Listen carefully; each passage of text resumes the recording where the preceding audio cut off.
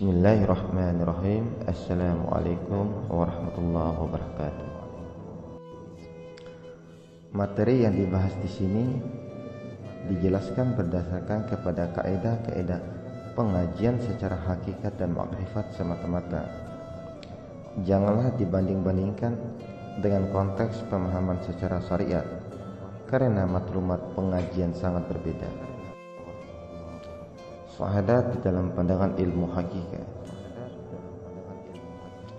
Adapun kalimat syahadat itu adalah asyhadu an la ilaha illallah wa asyhadu anna Muhammadar Rasulullah. Dan sesungguhnya asyhadu an la ilaha illallah itu adalah dinamakan syahadat tauhid, dan kalimat wa asyhadu anna Muhammadar Rasulullah adalah dinamakan syahadat rasul.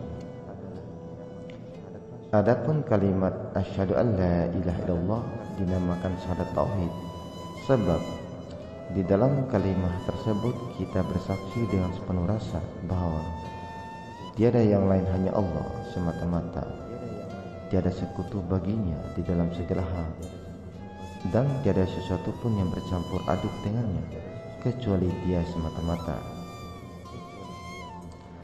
Oleh sebab itulah kita bersaksi dengan diri kita sendiri, tiada yang nyata pada kita hanya Allah semata-mata. Kita nafikan tubuh kita dan kita isbabkannya kepada nyatanya Allah semata-mata, diri batin kita. Adapun kalimat wa asyhadu anna Muhammad Rasulullah itu syahadat rasul. Sebab pada kalimat ini kita melafazkan bersaksi bahwa yang menyampaikan dan menanggung diri rahasia Allah Subhanahu wa ta'ala adalah Muhammad, yaitu diri zahir kita. Dan dengan melafazkan kalimat zahir tersebut, maka berikrar dan bersaksilah kita dengan diri kita sendiri bahwa diri zahir kita tetap akan menanggung rahasia Allah Subhanahu wa ta'ala dan akan menjaganya untuk selama-lamanya. Adapun hakikat ketuhanan itu adalah diri batin kita ruhani, dan hakikat kerasulan itu adalah diri zahir kita jasmani. Diri batin adalah sebenar-benar diri yang menyatakan rahasia Tuhan, dan untuk menyatakan diri rahasia Allah tersebut adalah zahir kita. Jadi diri zahir kitalah yang menyatakan rahasia ketuhanan Allah. Oleh yang demikianlah diri zahir kita ini digelar hakikat rasul. Bila kita melafazkan asyhadu an la ilaha illallah, maknanya tiada nyata hanya Allah. Dari sini jelaslah kalimat asyhadu an la ilaha illallah itu sudah jelas bagi menyatakan tentang diri batin kita. Bila saja kita lafazkan kalimat tersebut dengan jelas, kita mengakuinya dengan sesungguhnya bahwasannya tiada nyata hanya Allah Subhanahu wa ta'ala. Dialah rahasia Allah Subhanahu wa ta'ala yang dikandung oleh tubuh zahir kita. Adapun kalimat wa asyhadu anna Muhammad Rasulullah adalah menyatakan diri kasar kita, jasad. Karena hakikat bentuk manusia itu berhakikat dengan huruf mim. Karena itu, bila kita melafazkan kalimat asyhadu an la ilaha illallah wa asyhadu anna Muhammad Rasulullah, maka kalimat yang telah dilafazkan itu adalah meliputi pada menyatakan diri batin dan diri zahir kita rohani dan jasmani, yaitu kita menyaksikan yang dikandung oleh tubuh kasar kita adalah diri rahasia Allah Subhanahu wa ta'ala, dan diri kasar inilah merupakan sarungnya. Seperti firman Allah di dalam hadis qudsi, al-insanu siri wa an-nasiru, yang artinya manusia itu adalah rahasiaku dan akulah rahasianya. Allah Subhanahu wa ta'ala mengkaruniakan manusia untuk memegang dan bertanggung jawab terhadap rahasianya. Itulah sebabnya Allah Subhanahu wa ta'ala telah memberi satu penghormatan besar terhadap kejadian manusia. Di dalam Al-Quran Allah berfirman yang artinya Sesungguhnya aku karuniakan manusia itu dengan satu kejadian yang sebaik-baiknya. Kejadian manusia adalah satu-satunya kejadian yang paling sempurna dan tersusun rapi pada zahir dan batin. Duduknya kemuliaan manusia adalah karena manusia sajalah kejadian Allah Subhanahu wa Ta'ala yang sanggup memegang rahasianya. Sedangkan sebelumnya Allah Subhanahu wa Ta'ala sendiri pernah menawarkan rahasia ini kepada langit, bumi, gunung-gunung untuk menanggungnya. Seperti firman Allah Subhanahu wa Ta'ala di dalam Al-Quran yang artinya, sesungguhnya rahasia aku ini pernah kutawarkan kepada langit, bumi, gunung-gunung, tetapi mereka enggan menerimanya karena takut mengabaikannya. Tetapi yang sanggup menerima adalah manusia. Sebab itu bila kita mengucap asyhadu an la ilaha illallah wa asyhadu anna Muhammad Rasulullah, maka berarti kita bersaksi dengan diri kita sendiri bahwa tiada yang nyata pada diri kita hanya Allah semata-mata, dan tubuh jari kita ini adalah bentuk nyata pada rahasia Allah semata-mata. Adapun ketika sholat, kita berdiri menyaksikan diri kita sendiri. Kita menyaksikan bahwa diri kitalah yang membawa dan menanggung rahasia Allah, dan tiada sesuatu pada diri kita hanya rahasia Allah semata-mata. Tiada sesuatu yang kita punya kecuali hak Allah semata-mata. Jika diibaratkan, maka diri kita ini hanya sebagai sebuah kotak radio yang bisa hidup dengan mengharapkan siaran dari stasiun pemancar semata-mata. Dan perlu diingatkan bahwa berfungsinya radio tersebut karena dapat menerima gelombang siaran dari stasiun pemancar tersebut. Jadi, jika habis siarannya atau rusaknya penerimaan siaran, maka sudah tentu kotak radio tersebut akan dibuang menjadi sampah. Maka begitulah kita. Sekali lagi aku akan mengingatkan, jika diibaratkan maka diri kita ini hanya sebagai sebuah kotak radio yang bisa hidup dengan mengharapkan siaran dari stasiun pemancar semata-mata. Dan perlu diingatkan bahwa berfungsinya radio tersebut karena dapat menerima gelombang siaran dari stasiun pemancar tersebut. Jadi jika habis siarannya atau rusaknya penerimaan siaran, maka sudah tentu kotak radio tersebut akan dibuang menjadi sampah. Maka begitulah kita. Di sini bukan bertujuan kita itu mengaku diri kita Allah atau menjadikan kita Allah, atau mengaku bahwa kita adalah Allah. Tetapi tujuan pengajian ini adalah untuk menyatakan adanya Allah dan meniadakan keberadaan kita. Kita ini bisa diibaratkan sebagai kotak radio yang menerima siaran dari stasiun pemancar tersebut.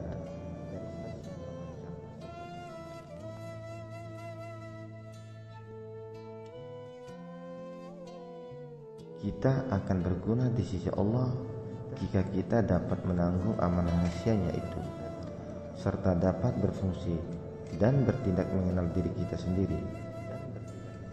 Karena bila saja kita dapat mengenal diri kita, maka dengan itu pula lah kita dapat mengenal diri Allah Subhanahu wa Ta'ala itu sendiri. Seperti firman Allah di dalam hadis qudsi, man arafa nafsahu faqad arafa rabbahu. Artinya, barang siapa mengenal dirinya, maka kenallah Tuhannya.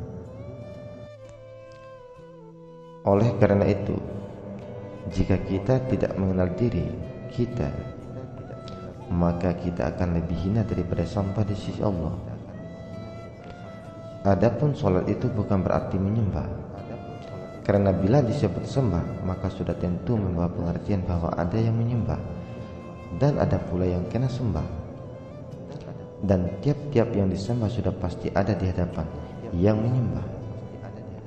Karena itu, bagaimana halnya dengan Allah Subhanahu wa Ta'ala yang bersifat berlainan dengan benda-benda yang ada di alam semesta ini? dan Allah Subhanahu wa taala tidak bertempat di mana atau di mana. Jika saja pengertiannya Allah Subhanahu wa taala di hadapan kita, maka artinya Allah Subhanahu wa taala bertempat, dan jika ini itikat kita maka kafirlah jadinya. Lagi pula, bagaimana bisa dikatakan sholat itu diartikan sebagai menyembah, sedangkan manusia itu sendiri pun adalah diri rahasia Allah Subhanahu wa taala. Seperti firman-Nya, Al-insanu syiri wa ana syiruh, yang artinya manusia itu adalah rahasiaku dan diri akulah rahasianya. Bahwasan sholat itu sebenarnya adalah satu cara menyaksikan diri sendiri, dan sesungguhnya diri kita itu adalah diri Allah semata-mata.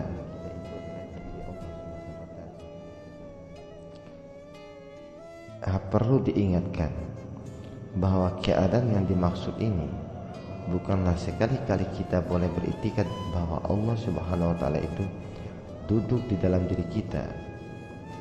Jika kita beranggapan begitu, maka kafir juga jadinya.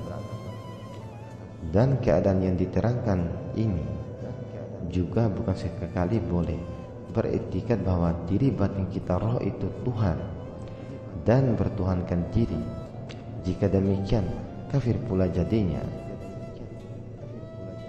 Perlu sekali diingatkan bahwa kita ini adalah sebagai kotak radio yang menerima gelombang radio dan rahasia radio. Maka untuk menyatakan rahasia radio tersebut adalah stasiun pemancar yang memancari siaran ke kotak radio. Kemudian berbunyilah radio sebagaimana siaran asalnya pada stasiun pemancar. Begitulah dengan Allah. Dia memuji dirinya dengan diri rahasianya yang dikandung oleh manusia, seperti firman Allah Subhanahu wa taala di dalam hadis qudsi yang maknanya,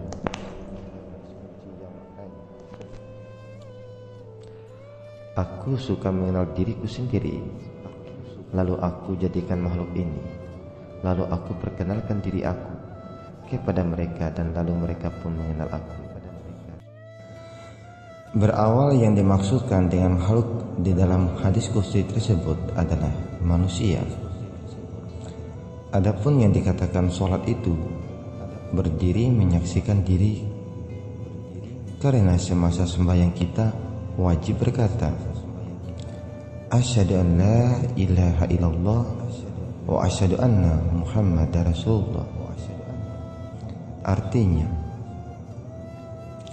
bersaksilah aku, tiada yang nyata kecuali Allah, diri batin, dan bersaksilah aku bahwa diri jahit itu adalah penyata rahasia Allah Subhanahu wa taala, diri batin. Di sini terang dan jelaslah bahwa kalimat penting itu dilafazkan oleh kita bagi tujuan supaya kita menilik diri kita dengan mata hati kita bahwa akulah yang membawa rahasia Allah Subhanahu wa taala semata-mata. Tiada sesuatu pada kita, hanya Allah Subhanahu wa taala semata-mata. Ucapan penyaksian ini bukan saja dilafazkan oleh lidah, tetapi harus dikatakan bersama oleh semua anggota tubuh zahir dan batin kita. Masing-masing serentak berdiri menyaksikan diri Allah Subhanahu wa taala semata-mata. Pada saat kita melafazkan syahadat tersebut, maka gemeterlah seluruh tubuh, jiwa, raga.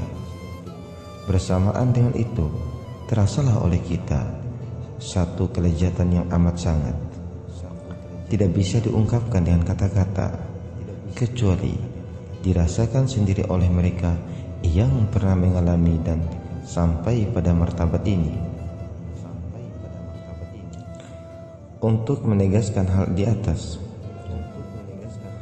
untuk menegaskan hal tersebut, Allah Subhanahu wa taala telah berfirman di dalam Al-Qur'an, yang artinya, sesungguhnya bagi mereka yang beriman, apabila disebut nama Allah Subhanahu wa ta'ala, niscaya gemeterlah hati mereka. Dan apabila dibacakan ayat-ayatnya, maka bertambahlah iman mereka, dan kepada Allah Subhanahu wa ta'ala mereka bertawakal. Adapun asyhadu an la ilaha illallah, bersaksilah aku tiada yang nyata hanya Allah, yaitu bersaksilah aku dengan telingaku, mataku, otak aku, kulitku, dagingku, kaki tangan aku, dan seluruh tubuh zahir dan batin aku. Tiada yang nyata kecuali Allah Subhanahu wa ta'ala. Artinya, aku melihat dan mendengar dengan penglihatan dan pendengaran Allah. Tiada aku merasa, Allah Subhanahu wa ta'ala lah yang merasa. Tiada aku yang berkehendak, Allah Subhanahu wa ta'ala lah yang berkehendak. Tiada aku yang berkuasa, hanya Allah lah yang berkuasa. Tiada aku melainkan Allah Subhanahu wa ta'ala semata-mata. Singkat kata, semua perlakuan kita hendaklah dilihat pada pandangan sepenuhnya kepada Allah Subhanahu wa ta'ala semata-mata. Seperti firman Allah Subhanahu wa ta'ala yang artinya, di mana saja kamu menghadap, disitulah wajah Allah. Cara ini adalah dengan kita menafikan diri kita yang zahir ini, dan kita mengisbahkan diri kita yang batin. Adapun wa asyhadu anna Muhammad Rasulullah, artinya, dan bersaksilah aku bahwa diriku yang zahir ini adalah menanggung diri rahasia Allah Subhanahu wa ta'ala semata-mata. Dalam kalimat ini kita bersaksi dengan diri kita sendiri bahwa diri kita jasmani inilah yang menanggung dan membawa rahasia Allah Subhanahu wa ta'ala, diri batin. Dan diri kita yang zahir inilah juga yang menjadi dalil awal akan wujudnya Allah Subhanahu wa ta'ala, Tuhan semesta alam. Dengan demikian, maka kalimat syahadat itu adalah kalimat hakikat yang menyatakan penyambungan di antara badan jasmani dengan badan rohani kita. Kalimat ini tidak boleh dipisahkan dan diceraikan di antara satu dengan yang lain. Setengah ulama berpendapat bahwa adalah tidak boleh bagi kita untuk melafazkan kalimat syahadat tersebut dengan cara mewakafkan bacaan di mana-mana. Bagian dua kalimat syahadat tersebut tidak boleh kita mewakafkan di tengah kalimat seperti yang diamalkan oleh kebanyakan orang-orang awam. Karena kita ketahui bahwa tubuh dua kalimat syahadat tersebut adalah gabungan rohani dan jasmani kita. Oleh karena itu, tidak boleh kita melafazkan dengan mewakafkan kalimat tersebut pada mana-mana bagian kalimat, tapi seharusnya dibaca secara terus-menerus di dalam satu nafas. Di samping itu, hendaklah dibaca dengan perlahan panjang dan teratur mengikuti sebutan huruf dan baris masing-masing, supaya kelezatan kalimat penyaksian ini dapat dirasai sepenuhnya oleh kita, sebagaimana yang pernah dinikmati oleh orang-orang arifin billah. Adapun ucapan dua kalimat syahadat yang hanya dilafazkan di mulut tanpa dimengerti apakah sebenarnya hakikat syahadat tersebut adalah dinamakan syahadat tanda.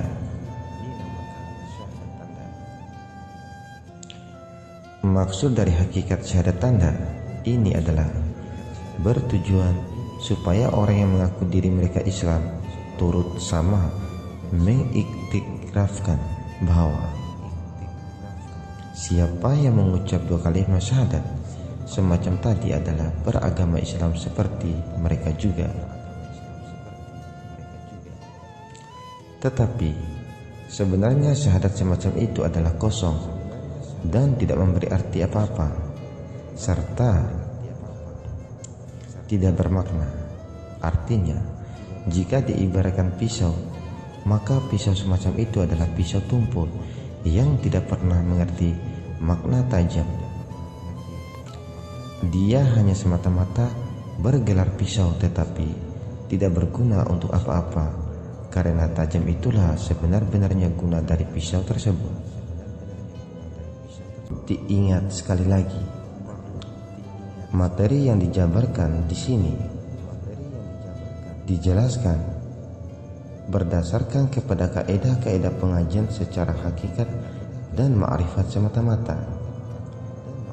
Janganlah dibanding-bandingkan dengan konteks pemahaman secara syariat, karena maklumat pengajian sangat berbeda. Semoga bermanfaat dunia dan akhirat.